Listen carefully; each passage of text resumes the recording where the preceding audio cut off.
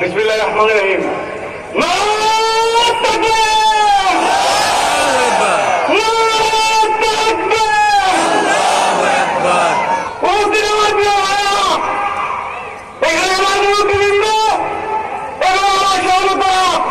আপনারা সবাই জানেন, একজন মানুষ হিসেবে আমার সর্বপ্রথম পরিচয় আমি মুসলমান, তারপরে আমার সব পরিচয়।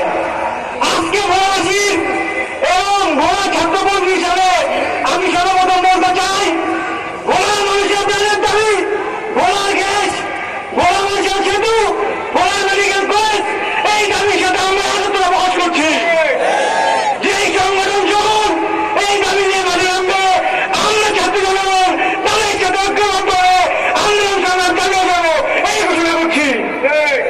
প্রিয় ভাই আমার, এই জুলাই অভ্যুত্থানে আমরা ছাত্ররা আন্দোলন শুরু করেছি।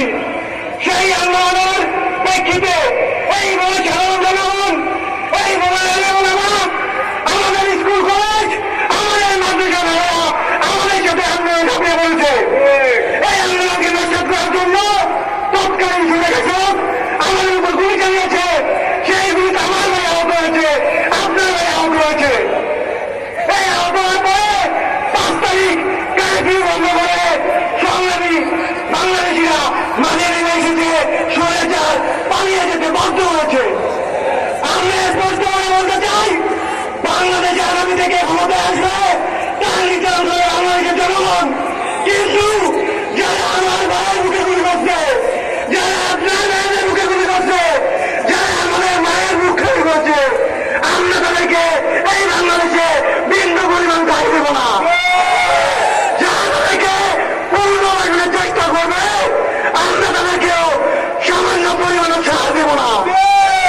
বিগত দিনে ছাত্র জনগণের পাশে আলেমুলামাদি ছিল, আগামী দিনেও দেশের স্বার্থে ছাত্র জনগণের পাশে আলেমুলামার পাশাপাশি সর্বত্র জনগণ থাকবে, এই আশাবাদ ব্যক্ত করছি। আল্লাহ হাফেজ।